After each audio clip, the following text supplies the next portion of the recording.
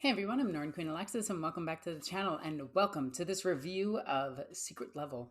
We're going to be breaking down all the lore and everything that I can see and find in the Secret Level episode for Warhammer 40k, which is a continuation of the Space Marine game using the captain, well, he's no longer a captain, Lieutenant Titus. So I've tried a few times to make this video, and each time that I tried to put it up, YouTube has kind of been like, no, and it's been demonetized before it went up. So if you're looking to actually watch this episode and look for a reaction of a cute girl just going, oh my god, ooh, oh wow, this is cool, car smash, boom. Yeah, this is not the video. I'm going to be breaking down the lore and talking about things that are happening in the background. If you want to watch this on your own, you know somebody with an Amazon account, just take it from them, or just find it on the old sharing networks, let's just say. Anyway, let's dive into this Warhammer 40k secret level. I don't remember what the name is, so yeah. Oh, hang on, I forgot to hit play. So skip ahead just a bit so that I don't get copyright striked. Rain. Believe it or not, it rains in 40k. Born prey. Fragile. Afraid. The Imperium selects a chosen few. Okay, so we're going to talk about this real quick. I'm going to have to keep this like this and just do this. So this is Macragge that they're on right now. Macragge being the homeworld of... actually, I don't think this is Macragge. I think Captain Titus was not born on Macragge, but within the Ultramar Segmentum. I, th- I think. I'm not 100% sure on this. But one of the cool things about the Ultramarines and the recruitment is they do it one of like 2, 3 different ways. One, they find a worthy child. They find somebody who has proven themselves, who's either a murderer or psychopath, and they just go, you know what, you're cool. Let's shove some Emperor seed inside you and pop you into a Space Marine. Or they go through their Olympics. Little known fact: the Ultramarines have the Olympics because they are, well, Greco-Roman inspired. Of course, they have the Olympics, but they have the Child's Olympics, and the winners get to be turned into Space Marines if they survive. There's a really funny short story of a woman who almost wins it, a young woman, and they don't know what to do with her. They're like, whoops. But they ultimately just make her an advisor, and she becomes an Imperial Navy personnel that works alongside the Ultramarines. And that's really cool. But uh, how Space Marines recruit is kind of nasty because it really shows you that they value child soldiers, and they particularly look for ones who are genuinely psychotic. They're looking for criminals, murderers. They're looking for people who have done feats that can like best an older person in combat or something like that. They're not looking for like, hey, this person is smart, this person is successful. They're looking for like crazed maniacs. And I love it. I think it's great. We break over decades of conditioning. Yep, talking about psycho indoctrination. Carving out their fear. Those that survive are reborn with the strength to level cities, to conquer worlds. Okay, so let's go ahead and talk about this too. Boop, there it is. In Warhammer 40k, the process of making a Space Marine is probably the most barbaric thing imaginable. One, they never test your blood type, so they just shove organs in you, and you have a 90% chance of them just not working on you and you dying.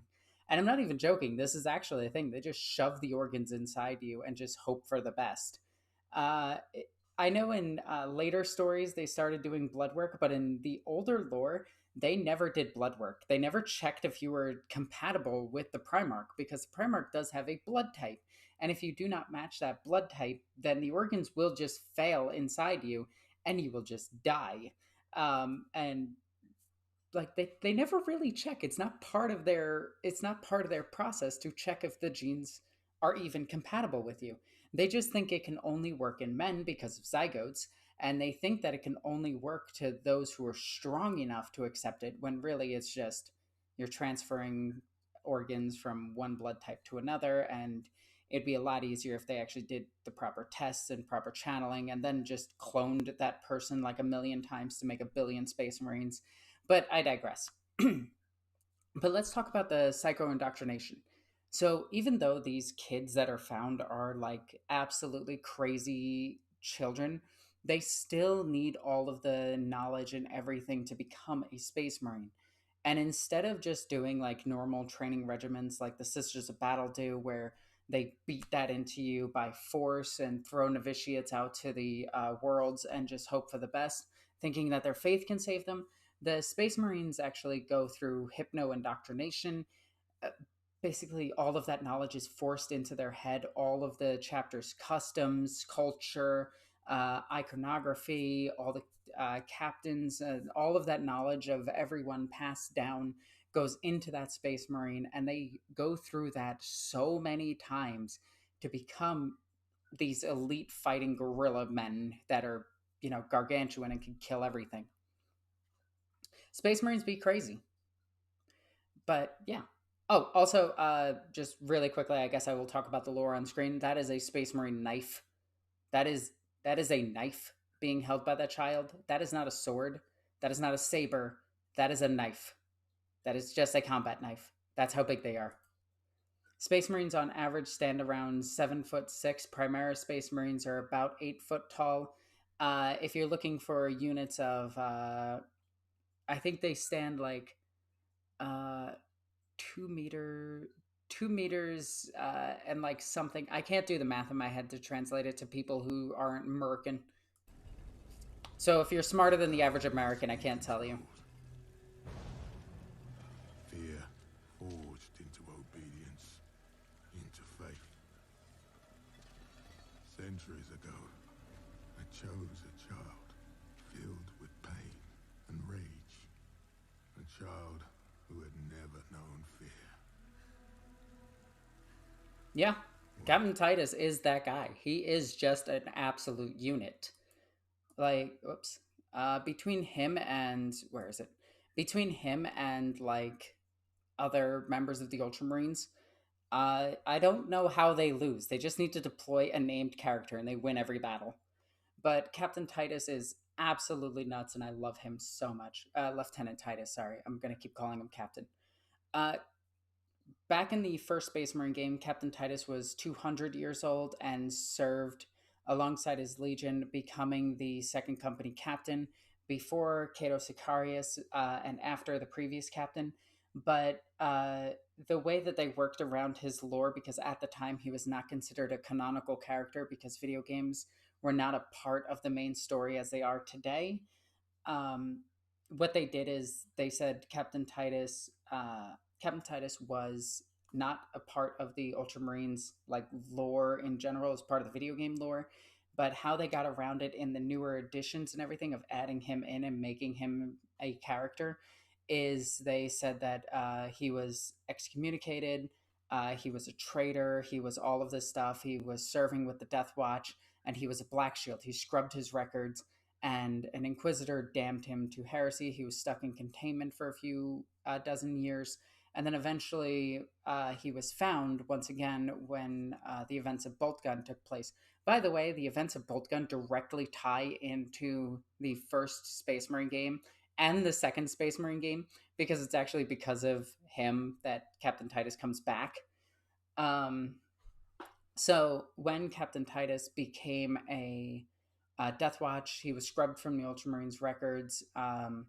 Then he was re-added back because Marinus Kalkor really likes him. Uh, then when he came back, he couldn't become the second company captain yet, though he could become the fifth company captain because the fifth company captain recently died in the what is it called? What is it called? Hammer and Bolter episode with the striking scorpions killing him. That is the fifth company captain. That is an actual named character who dies. It's really funny because he was introduced with the new Primera stuff and didn't even last 50 years. He just died. So I think that's hilarious. So he could become fifth company captain. But now that Cato Sicarius is captain of the Victrix Guard, Captain Titus, and now lost in the warp because Cato Sicarius. He could once again become captain of the second company, but we don't know yet. Or captain of a company, because third company captain, no, second company captain is Acheron, and he's currently in charge, and he replaced Cato Sicarius. So in order for Titus to become a captain, he would have to go down to fifth company to become the fifth company captain. So yeah, there's a lot of lore dumping for you that you guys don't care about. But yeah. Could a soul like that be capable of? In the grim darkness of the far future, there is only war, and war never changes. I had to make the joke. I had to make the joke. Out of my way, old man. We get our first look at the guy with him, the Blade Guard veterans with him, and we can tell by these two servo studs in his head, service studs in his head, that he's been serving for 50 years. So this is 50, this is 50. He's been serving for 100 years. Or no, these ones are. He is also 400 years old, because Captain Titus at this point is 400 years old. So he's over 400. So each one of those are 50 or 100 years apiece, and silver is 50. Thank you, Brain.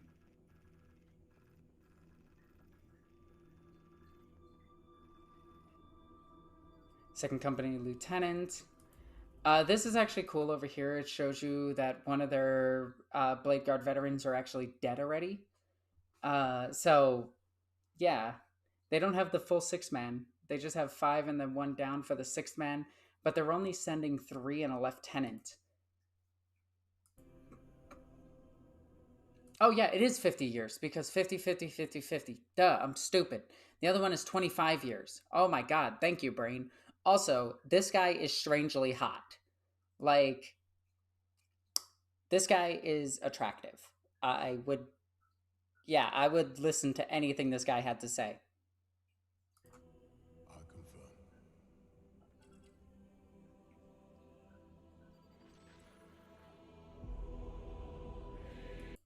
So here we see just how religious the Space Marines are, even the more non-religious chapters like the Ultramarines, which are technically they don't believe in the God Emperor. Some do, some don't. But for the most part, the Ultramarines are not one of the chapters that venerates the God Emperor of mankind. They are just one of the chapters that even after the heresy, they started taking a more religious approach to being Space Marines. And you can see that with all the candles, with all the ceremony and everything around them, that they are presented as the Angels of Death, and they take that title very, very well seriously. Yeah. And we can see some servo skulls in the background. We can see I think this is Gilliman in the background. But every time I say it's Gilliman, I've been wrong. Fuck, this time I'm pretty sure I'm correct. But we can see a bunch of different servo skulls, and a lot of them are just going to be assistants. And then we have 2 servitors over here in the sides just to help him out into his armor and everything. So,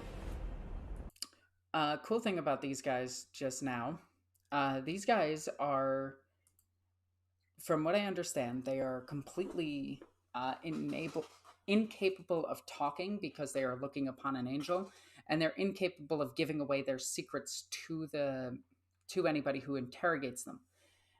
We have a servo skull here with multiple mechadendrites. These are just to help, control the armor, get into it, and, screw it all together and everything. We can see that he is a sergeant because he has a red helm with a line across it. That's a signification of a sergeant. He has a marker on his helmet, which is it just shows that he's a veteran, because the Blade Guard veterans do have their own veteran status as well. So to become a Blade Guard veteran, you have to be a part of the first company. To be a part of the first company, you have to be an epic hero in one of the other companies, but not made into a captain. Then from there, you're part of first company. Then first company is assigned the lieutenants and captains of the other companies. So for him to be this badass, he had to do something crazy good in his career. He probably defeated an Avatar of Cain, because every Space Marine who needs a title has defeated the Avatar of Cain. This is a Space Marine battle barge. It has a launch deck at the front, and it has one, two, three nose-mounted cannons, and then two on the side, on each side. These are lance batteries, and this is on the top here is a bombardment cannon. Bombardment cannons are specially designed to. Whoops. Bombardment cannons are specially designed to knock down shielding and destroy asteroids that could pose a threat to any type of ship like this. They're really good at hammering into other void shields and just knocking them down so that the lances can go through and cut ships into pieces. The launch deck here is also designed to for the Thunderhawks slash Stormbirds slash whatever they have in their armory for this particular battle barge. Uh, the bombardment cannon will fire, create an opening, and then they will open that and they will go in with either drop pod assault, which, yes, you can drop pod torpedo yourself to your opponent's ship using the Dreadclaw drop pods, which are typically not used to ground assault as much anymore in 40k as they are in 30k. 30k, they're used for ground assaults as well as naval assaults, but in 40k, they're mostly just used for naval assaults. And then they will fly out with their Thunderhawks, the Soka pattern Thunderbird. Is it the Thunderbird? I think it's the Thunderbird. I might get that name wrong. But they will fly out in between the bombardment cannon firing. Once it creates that small opening, they will fly in, board the enemy ship, blow up its engines or blow up its void shielding, teleport back to their ship, and just let this thing blow it apart. Or the Thunderhawks will go in for a bombing run, which is super effective against enemy ships, especially if they can bomb one of their engines. Or their void shield generators. But yeah, these weapons at the front are going to absolutely cut through ships. But Space Marine vessels are specially designed for close quarters combat. I know that's weird considering there's spaceships, but they are meant for close engagements where they can teleport assault, they can drop pod assault, they can board the enemy ship, because that's what they're really, really good at, is getting aboard the enemy ship and disabling it, taking it captive, instead of just obliterating it. A lot of Space Marines will capture enemy ships, and then they'll give them over to the Mechanicus, and the Mechanicus will then look at the ship, take away its taint of chaos, and try to retrofit the Space Marine ship or Chaos Space Marine ship to a Space Marine ship, or Chaos Imperial Navy to Imperial Navy, and vice versa. You know, they'll just try to keep that ship going for another few million years. It was only due to an edict that Gilliman signed in when he took over Terra for a moment, before he assigned new Lords of Terra and then left on his crusade. But Gilliman made an order that all enemy vessels, all Chaos vessels, are to be destroyed. So it really leaves Space Marines in this awkward spot where they're really good at capturing enemy ships, but now they just need to plant a bunch of melta bombs and blow the ship up, which is not something they want to do. It's not what their ships are specially designed for. They're designed for close engagements. They are escorted usually by Imperial Navy personnel. One Space Marine ship is usually accompanied by 3 to 4 Imperial Navy, and those Imperial Navy vessels are assigned to the specific Space Marine chapter. So you have the Ultramarine, what are they called? Sanctions or something like that, which are the Imperial Navy that accompany the Ultramarines, and they're called Ultramarines, which is really confusing. You can play as them in Horus Heresy. They're the Ultramar Sola Exilia, and I love them. So yeah, I love spaceships. So let's keep going. Okay, so this on his back, we can even talk about this. This is the Crux Terminatus, or a marker that shows a symbol of it.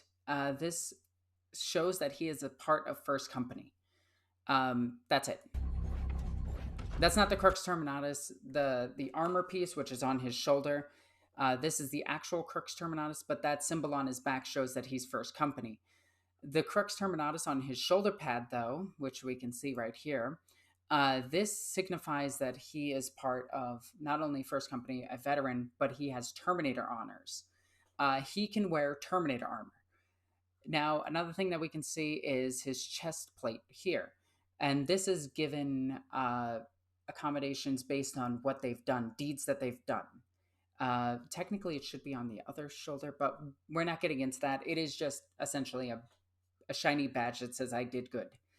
And then over on the other pauldron, we can see a purity seal. Purity seals are like oaths of moment, promises, and or they've done something heroic and earned it. Purity seals can actually ward off evil and sometimes even show you that evil is approaching. They will burn, they will spark, they will do something that chaos doesn't like. Because chaos does not like anything that has anything to do with order. That's why you can actually beat a chaos demon by using math and binary. Weirdly enough, AdMech is really good at fighting chaos because of their binary language. Alrighty. Oh, yeah, we can also see his Iron Halo up here. This also gives him a 4-up save. This gives him a 4-up save. And his Storm Shield gives him a 4-up save. He used to give him a 3-up save. This guy is very protected by force fields. Which is weird because they don't show it in this show.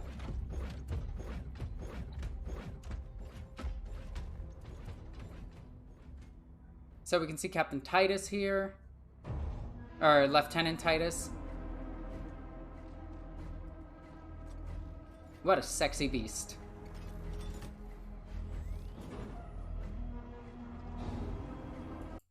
Okay, so right off the bat, I'm gonna say right off the bat a lot apparently, because that's my word of the day.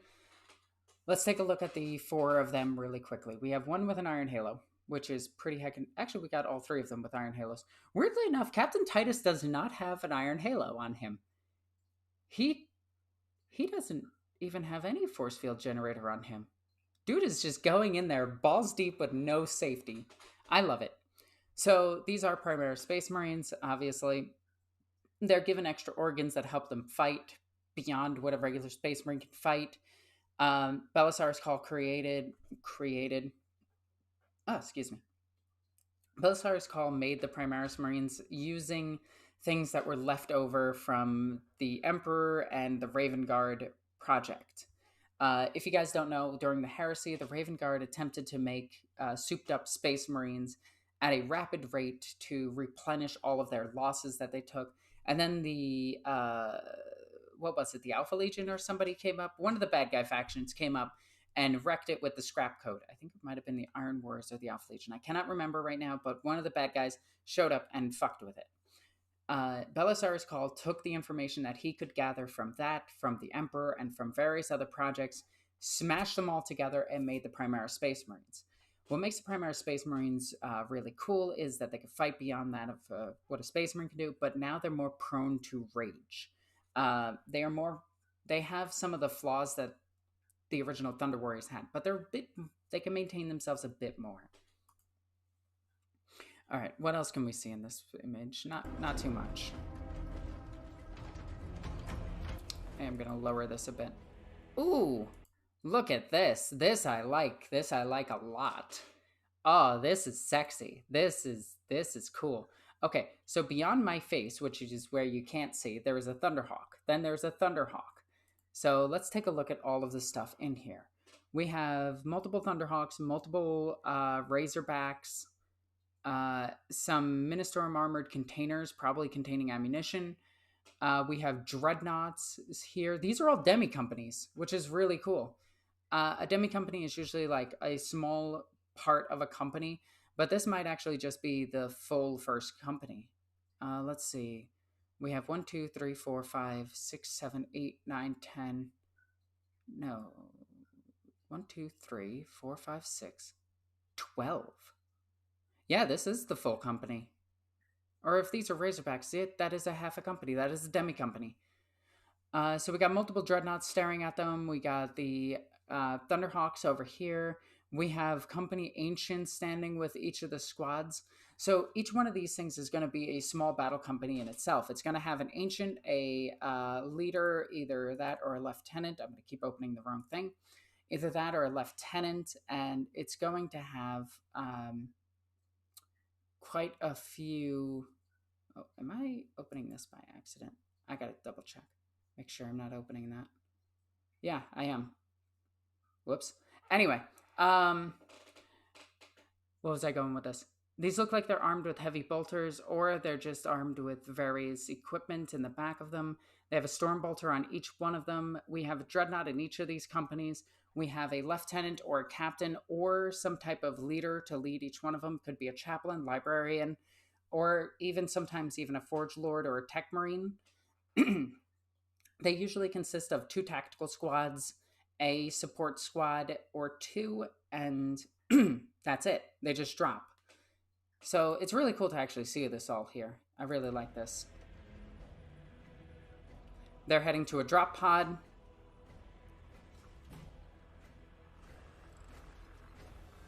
I love that they use the old drop pod, which is a 5-man drop pod. This is so funny thing about the old drop pods. The old drop pods were only 5-man. You can only drop like 5 dudes, and they would have harnesses in there. So drop pods are fucking amazing. I love drop pods. I love the idea of drop pods.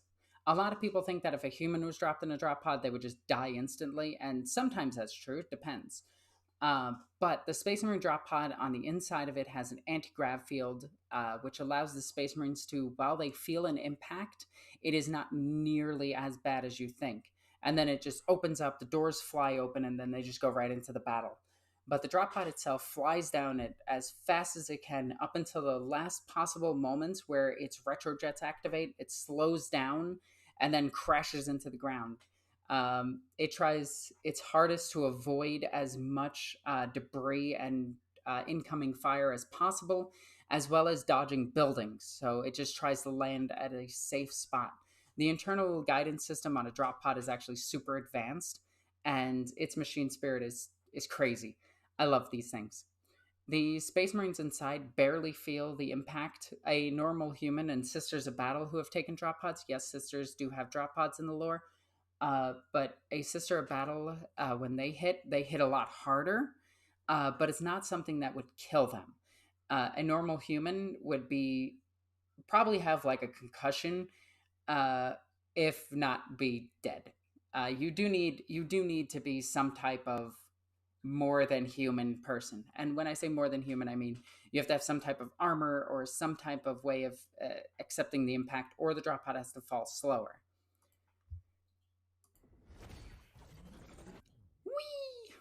Whee! Like pooped it out. Straight into a hurricane, it looked like. And then it will smash into the ground. This I absolutely love. One, we got like eggs here, which again, burbs, a bunch of books and letters and all sorts of different languages and everything. I love that a lot of it is just burning and coming back. Very, very chaotic. And I love this so much. Then the drop pod hits. Now, these cultists, they've reminded me of the old, what were they? The cultists from Warcry, the bird guys. And I absolutely love them. We need more Zinchian bad guys. Like, look at this dude. He's just straight up a burb. I love that. I love this for, like, I want this as a unit in 40k. I know it's just cultists, but still. And again, we got birds, bats, and everything. The Space Marines come walking out. They have their storm shields, which is really fucking cool. I do love this. It signifies how many people are in their squad. It tells you the terrain. It tells you, again, what the... I don't know what this is over here. I love the heads-up display. That just helps them with everything and absorbing as much information as possible, because that's really what Space Marines need to do.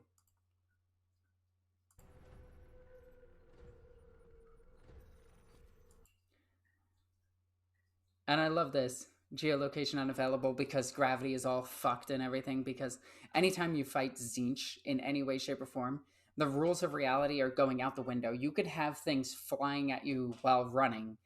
You can have gravity just invert automatically in front of you. It's really fun.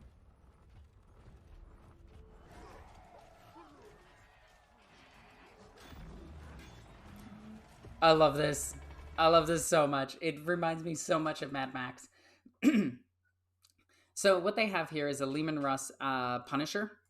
And weirdly enough, it doesn't have any side sponsons, and I don't think it has a main, a center line sponson, or a center line gun.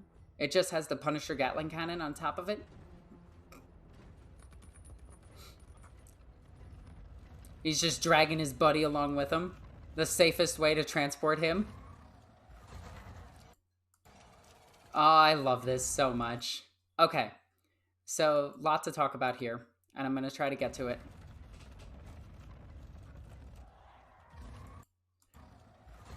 So we get to see the bikes. The bikes are so cool. And I want this as a unit. I want bikers for Chaos Space Marines that are just dudes on bikes. Like, we have it for Gene Stealer Cult, and that's cool. In fact, a lot of this is very Gene Stealer Cult-esque. You're going to see an Achilles Ridge Runner in a second. But we don't get to see too much of, like, this in the tabletop. I would love a squad of just 5 cultists on bikes. Just, even if they're 1 wound bikes, I don't care. I just want 5 cultist bikers. Give one of them like the lance, and that's it. Oops. And then they're grabbing all their weapons. Funny enough, there's actually a bolt gun that they're grabbing. This is a Titan's hand. Might be a knight. No, this is Titan. It's too big. Yeah, it's a Titan. Yep, there's the Titan. I forgot that he was in here. So let's go back just a slight bit and see if I can pause it in time. Yeah, it's a Warlord Titan. Is that a Warlord Titan? That looks like a Warlord Titan. Yeah. Or is that a knight? It's big. That's the thing. The knight is... If that was a knight, it would be way too big. That is a Warlord Titan. So let's talk about Warlords really quickly. So Warlord Titans are the most common of Titans that you will see. Oh, hi, Victor. I'm going to pause real quick. Okay. All right. We're back? Yes, we're back. All right. So Warlord Titans, most common of the Titans, which is really weird because you would think that it would be Warhounds are the most common, but no, they're not. Neither are Reavers. The Warlord Titan is the most common Titan and is one of the largest. It is, I think, 4th in line for the largest Titan, or 3rd. Because there's the Warlord, the Imperator, the War Master, and then there's whatever the fuck that thing is on the cover of the Warhammer artworks. That is that colossal Titan that's massive. I know it's an Imperator, but still, it is way bigger than what an Imperator should be.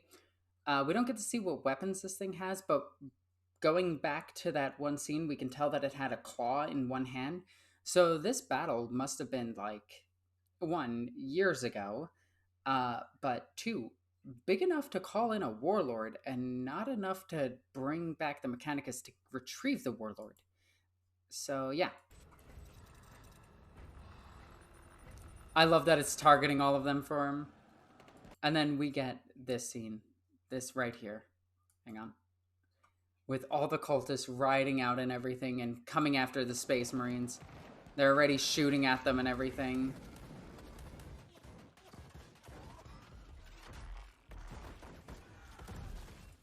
It's great. I love it. Look at that. Guts everywhere. Oh my god. Terrific. All right. So we need to talk about this real quick. The Space Marines don't have their shielding activated. And this is something that bugs me a lot about animation and everything in Warhammer. Because Warhammer talks about force field and is very careful to mention how the force fields activate and what they do and how much of an impact you need to hit them with before they activate, and whether or not they displace the person, throw the person, or teleport the person, or teleport the material going into them. But every time you see a Warhammer animation that has a person that definitely has a force field of some kind, they never show it. And it annoys me. But we are seeing the bolter, the bolt pistol, the heavy bolt pistol of the Blade Guard veterans hitting into people and just blowing them in half. I absolutely love it. There's nothing much to say about that.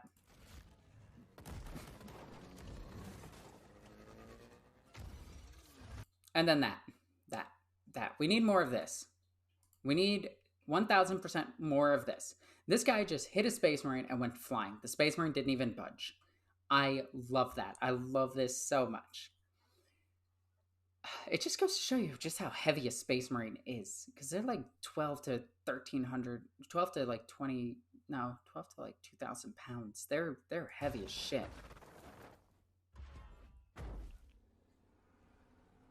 And then more of them come, and they're like, oh my god, yeah, we totally got this. And again, I understand this from a perspective. Whoops, wrong button. But the Space Marines not using their power weapons and just cutting through them with the weapon itself. So the Space Marine power sword and the power axe that we're seeing, I love that Titus has a power axe, by the way. But the Space Marine weapons that we're seeing right now, they don't need to be powered. The Space Marine is more than enough to cut through them without ever needing it, or just using the blunt force of the weapon itself to just slice right through people. So absolutely love it. I don't think this is an error. I think that Space Marines activating their power weapons, they only activate them when they're needed to be activated versus having them active all the time. And I just love this. I love that he throws him up in the air. Hits him with the back end of the fucking axe. Just not even doing anything, just crushing them. It just shows you how strong a Space Marine really is. Like, they're just having fun at this point. Like, this slightly bugs me just a wee bit. So that is a bolt pistol. Now, it is a smaller caliber, not a smaller caliber, because they're all the same caliber. It is a human-sized bolt pistol, but it shoots him in the head, and they do have a 2-up armor save. So it does make sense that it wouldn't punch through his armor. But I kind of wish they showed the force field right then and there, just like, boom, it goes off of his helmet and does nothing.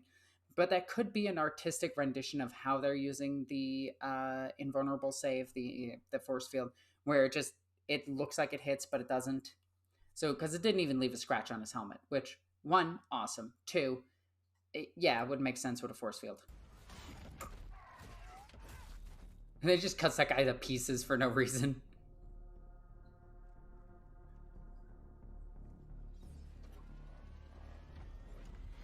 And then we got this scene.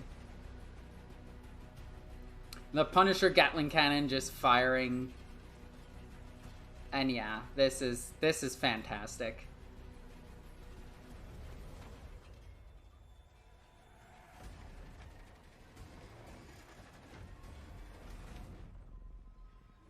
Oh, it is so fantastic.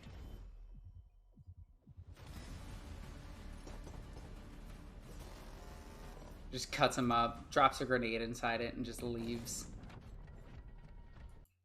Okay. So, you might be asking, Alexis, what the fuck was that car? That is an Achilles Ridge Runner. That Achilles Ridge Runner had no back-mounted weapon. The Achilles Ridge Runner is a standard car / armored vehicle in Warhammer 40k.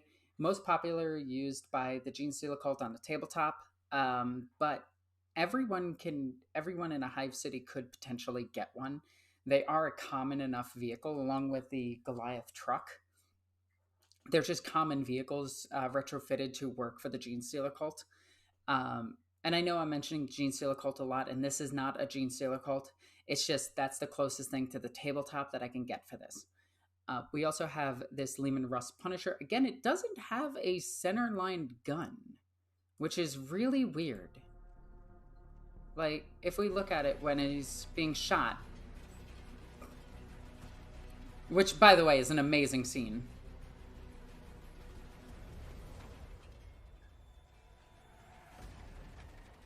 Yeah, see? There's no centerline gun on this tank. So this tank is definitely like 1000% stolen, obviously, by this cult. But their maintenance of this vehicle has probably gone to shit. So that's why they only have the Gatling gun active, and that's why it's probably bursting out instead of continuously firing that we see in just a second, where it's shooting a whole line and then stopping for a second to cool and then shooting a whole line.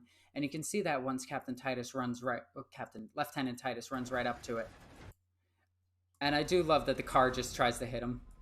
Just, that's lovely. I love everything about that. But yeah, right here we can definitely see that there's no centerline gun. And you can see how the gun is firing, where it's just pulsating bullets, essentially.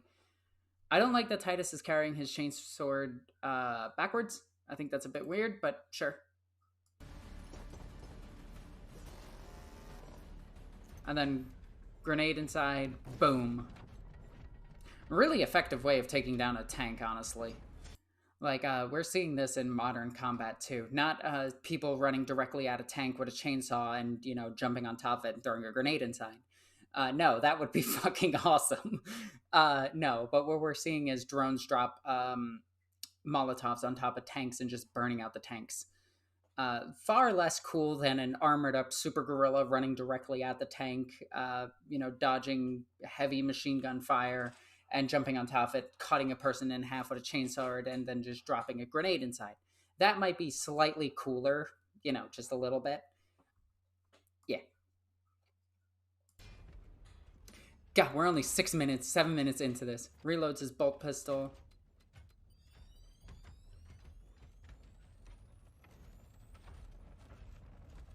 And then they're setting up some charges that look like a melt-a-charge. Titus takes that back. I think Titus isn't the one with the power axe. I think it might be the sergeant. And then they drop the Titan, which is kind of cool.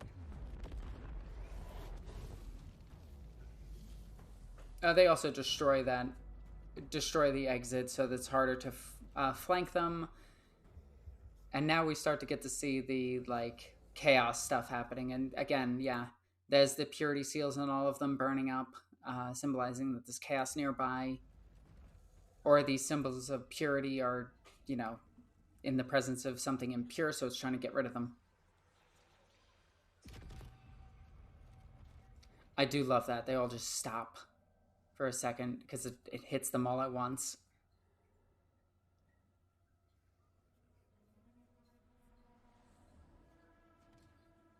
Yep. Fucking cool. Making him hallucinate. Very Zinchian. Titus checking over his squad to make sure they're okay. And then, oh no, giant cliff. Yeah, it is the sergeant that has it. Never mind. I was wrong about the axe. Giant chasm into the abyss. Well, better jump into it. Whee!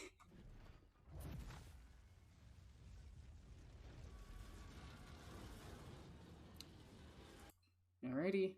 I'm just stopping this so I can talk over it for a second so I don't get in trouble. And then let's keep going. So then they stop, gravity shifts, and then they start walking again.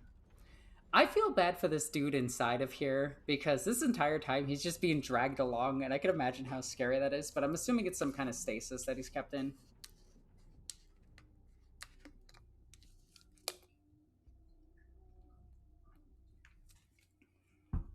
So again, when fighting Tzeentch, it is very much, it's fucked. Now this I absolutely love, the Zangor fight. Now,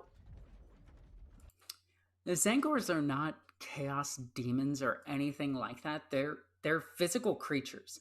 And it's really weird that in the last few years, GW has been pushing Zangors into Chaos Space Marines, more specifically Thousand Suns, quite a bit. And they're really, really good on the tabletop. But it always it weirds me out a little bit because they're not demons. They're just Zangors. They're just gores that are Tzeentchian. Like, gores are an actual creature. You have Slangors, blood gores. I forget what those ones are called. I don't even know what the Nurgle gores are called. Oh, I'm not going to say that.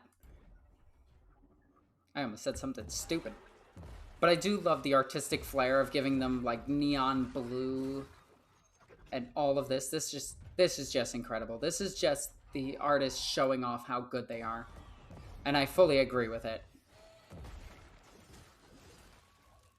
I do love also that the animator managed to get the bolt pistol back into its holder, its holster, Thank you, brain. Without it looking too silly. Like, it still looks a bit silly because, you know, gigantic bolt pistol into gigantic holster, but still. But again, yeah, this is the artist just showing how good of an artist he is. He's absolutely amazing, and I love him. I love this too. It's like a blood trail. That's great. So then moving on, we got the next scene. What is the next scene? Well, the next scene is the next one after this one. This one is a scene right here where this is now rolling into the next scene. But anyway, they're walking up to the enemy. I do like all the floating crystals, all the books, the labyrinth, the amount of knowledge and everything that was there just now. I could actually talk about this scene because it is just an insane library with more than likely, I think Tzeentch's number is 7, isn't it? No, that's Nurgle. It's 9. Oh, excuse me. So I guarantee there's 9,999 books here. And all of these crystals, I guarantee they're divided by, I wonder, 1, 2, 3, 4, 5, 6, 7, 8, 9, 10, 11, 12, 13, 14, 15, 16, 17, 18. I was right. Oh, I'm so good at this. Oh, what a good little tidbit of lore. And each side has 9 stars on it, 9 points on it. 1, 2, 3, 1, 2, 3, 1, 2, 3. Perfect. Oh, wait, there's more. Never mind, I lied to you. I'm a terrible liar, but those don't really count. I'm counting these. I love all of this. And we get to see the giant bird here with the eye and the chest. This is great. I love that there's symbols of Tzeentch hidden all around here too. This is absolutely terrific. I love this scene. And then you actually have a Lord of Change just standing there. It's just a statue of one, but it's really cool. And then you have 2 pink horrors, it looks like. Yeah, it's 2 pink horrors. Multiple pink horrors. Sorry, there was one in the background too.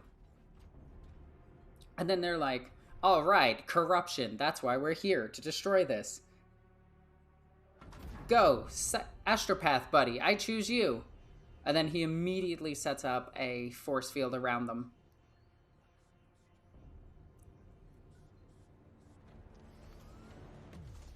As they go to start destroying this thing. I love this.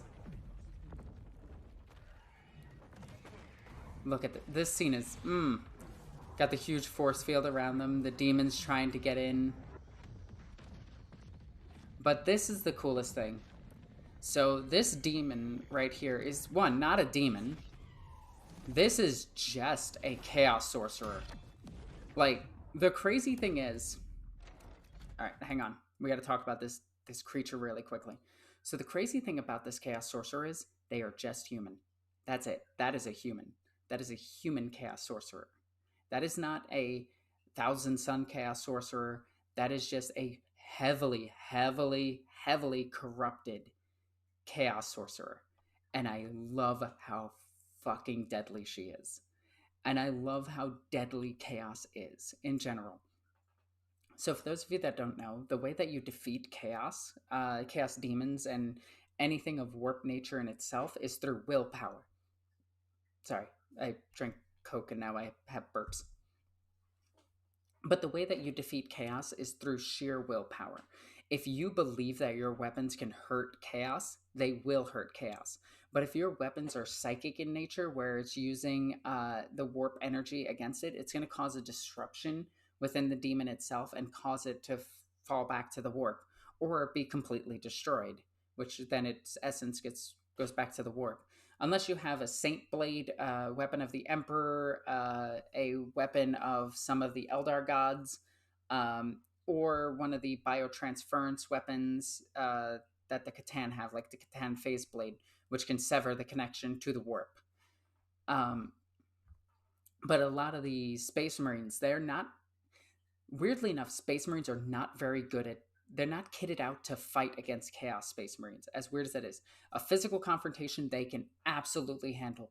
But when it comes to corruption, demons, and chaos, Sisters of Battle are more efficient, and so are Grey Knights. Grey Knight Space Marines are the most efficient fighters when it comes to fighting chaos. Then you have the Sisters of Battle, or you could just have the Sisters of Silence, but they're not too much of a force yet in 40k. They've only just started coming back to Terra, but they are the best at fighting it because literally they're blanks.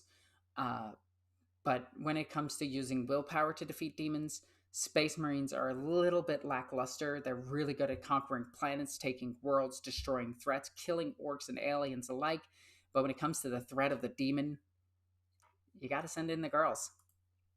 Or, the Grey Knights. Not saying they can't do it, because obviously here they can.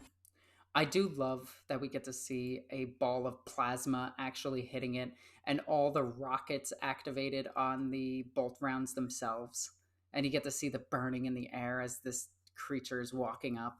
I can talk about all of the mutations that this thing has too. It's got wings, it's elongated, it's got horns. Oh my god, there's so much possession happening here. It's great.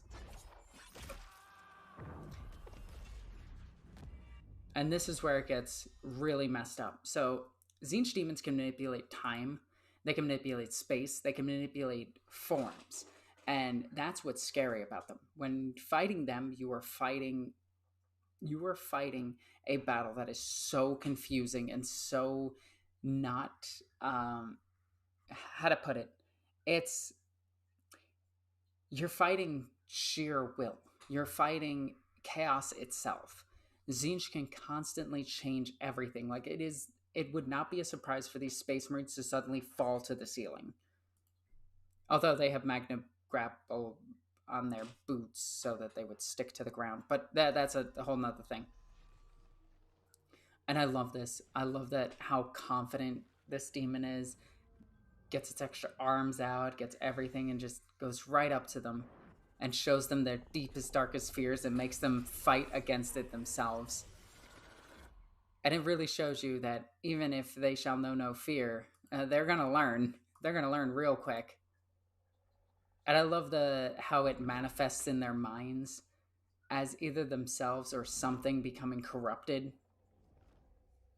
I love this. This is so good.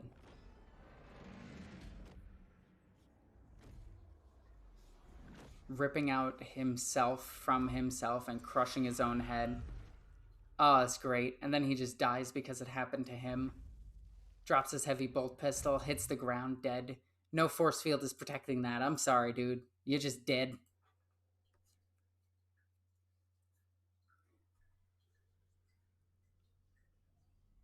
I love that, because you can still see his plasmas activated. The next one falls. I do wish we got to see what made him fall. But then it goes up to the sergeant. I love how delicate and everything it is as it goes in with this horrific image. It is, it's so good. Obviously I love demons in Warhammer. It is my favorite thing. But GW does a fantastic job with their demons. And I have yet to read a fantasy or another series that has demons in it that writes them as good as Games Workshop. And I know Trench Crusade is right there, but that's religious demons, and that just, in my opinion, that's kind of meh. And it does a lot of Dante's Inferno stuff, and that's been done. But what GW does with demons it's one of their most original ideas, aside from the Skaven, I think, is one of their original ideas. And I just love it.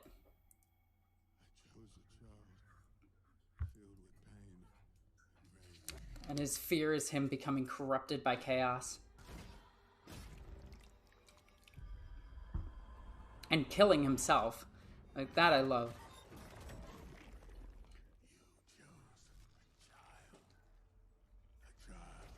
I love this. I love seeing Titus as corrupted.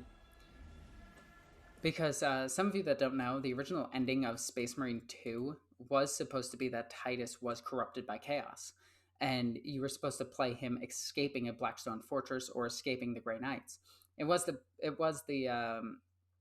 Death Watch, and then he was supposed to be a renegade, and that was supposed to be a story. That was one of his many stories. But the fact that they allow this to show a what if of what could have happened to Captain Titus is really cool. And to show that some Space Marines, even those loyal to him, fear that he could be corrupted is it's so good. I love it. Although this is not a fatal blow to a Space Marine. It's gonna hurt like a bitch. And that Space Marine's gonna go unconscious for a bit. But what's gonna happen here is the Space Marine's gonna activate a bunch of its organs, okay? Like fucking superpowers right now. So the Space Marine got impaled, right? So one of the first things that happens is the blood goes to the wound itself and then congeals around it almost instantly, causing it to harden. But if the Space Marine is losing too much blood because the wound is too deep and it's taking a bit longer, the Space Marine will go into suspended animation. This can last anywhere from a few minutes to a few years. So long as the Space Marine just has time to recover from the catastrophic damage that's happened to it. A Space Marine can regenerate their organs and their hearts. They have multiple hearts, 3 lungs, 2 thingies in their neck, and a bunch of other organs. But the Space Marine is going to first close that wound, and then he's going to try to recover, get as much scar tissue on it as possible, and then heal on the inside, trying to, keep himself alive. So he will go down for a bit, but that Space Marine is not dead. And this happens a lot in these stories that you'll see. Like, if you see a Space Marine getting shot with a bolter, and it's like a chest shot, shatters the armor and blows off a part of his chest, and that Space Marine hits the ground, Space Marine isn't necessarily dead. That's the crazy thing. Like, they can get shot, blown off a piece of their torso, like, blow up their second heart, crash on the ground, and just be like, ow, and then sleep it off, essentially. They literally go into a long rest and get back up perfectly fine. Not perfectly fine, but you get what I mean.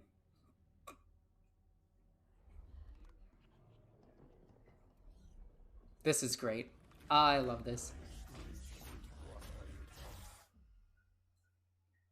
And then it just shows him as a child, just dragging the knife. And then he fucking turns to face the demon. And the demon's like, wait a second, what? The demon's never faced somebody with this amount of willpower, this amount of raw hatred. And it just breaks the staff, just boom, shock on their face. Coming in with that knife. And then boom, dead. I love it. Absolutely love it. And all of that happened in less than a few seconds. Like, not even a second. Just boom, got it. Done. And then you get this large beam into space.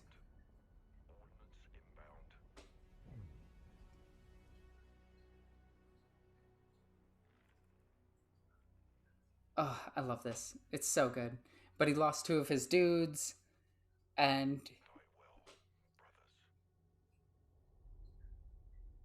but yeah, him dying is not a thing. He's gonna get back up. Just take him a bit. He's just gotta sleep it off. He's got a little ouch. Do you have any ibuprofen? Got a headache.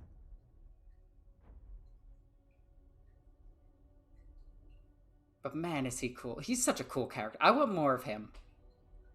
I mean, I know he's the same character from the Dawn of Fire series, so he has a whole book series to go with. But I want more of him. He's a badass character. Oh, and then let's talk about all of this. So we see the bikes coming in. We see thousands of bikes. But the cool thing is, in the background, we actually see I think that's a Dauntless Light Cruiser? I have to see it again. Hang on. Let's see it again. Let's see. It's got a top-mounted cannon and a couple of... I can't tell how many weapon systems it has. I see 2 cannons up top. This might be a Chaos Vessel. This might be an Agonizer. It's definitely a Chaos Vessel. But which one is it? I think it's it's either a medium or a battleship. I'm not sure. I'm trying to figure out what is the crashed spaceship in the background. That's how much... That's what I'm focusing on. I'm focusing on this in the background. It has two tops, so that tells me that it's one of the big ones, and it has one lance battery here and one lance battery over here. So it has two lance batteries, which means it might be a murder class ship. I have to go over my Chaos Space Marine ships again.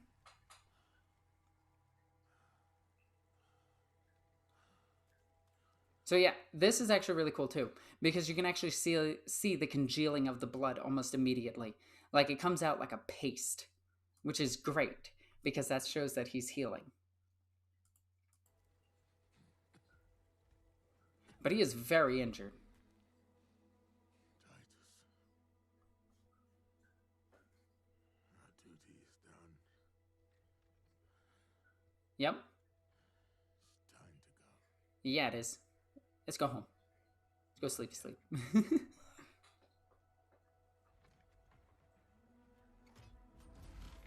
And I would love this as a level in Space Marine 2, I'm not gonna lie. Like, just Titus taking on all of this. And the crazy thing is, this isn't unheard of for a Space Marine. So let's talk about what we have. Well, we have the Goliath truck right here. We have another Goliath truck right here. We have a couple of Achilles Ridge Runners and a whole bunch of bikes.